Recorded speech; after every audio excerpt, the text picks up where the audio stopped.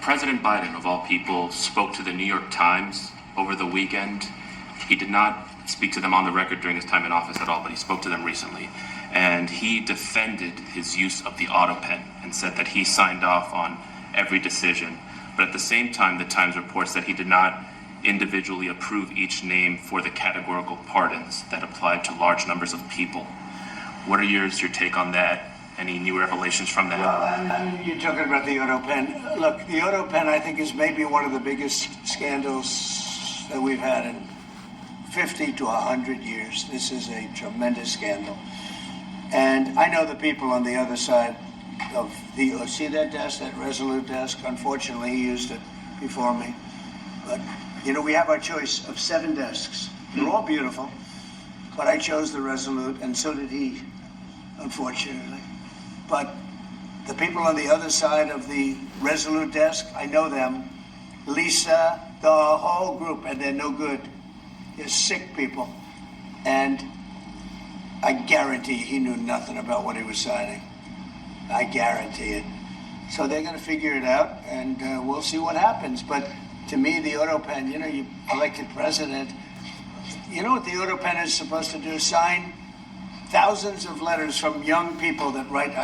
We get thousands of letters a week, Susie, right? Thousands. I mean, tens of thousands sometimes. I look at a room, there's a room where we have many, many people working, responding and sending letters back. That's what an auto pen's supposed to be. To write to a young 7-year-old boy that writes to the president, and he wants to be president someday, and he loves America. That's what the auto pen's supposed to be. It's not supposed to be for signing major legislation and all of the things.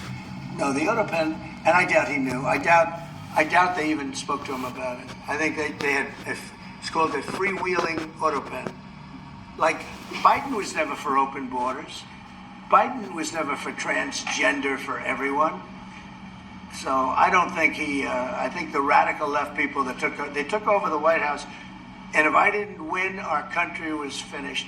You know, when I was in, and I said this a couple of times, I hope I don't bore you with it, but when I was in Saudi Arabia, I was in Qatar, I was in UAE, and then I met with all of your leaders, including you, a great leader. I met with a lot of leaders over the last 2 months in the Middle East and all of the NATO countries.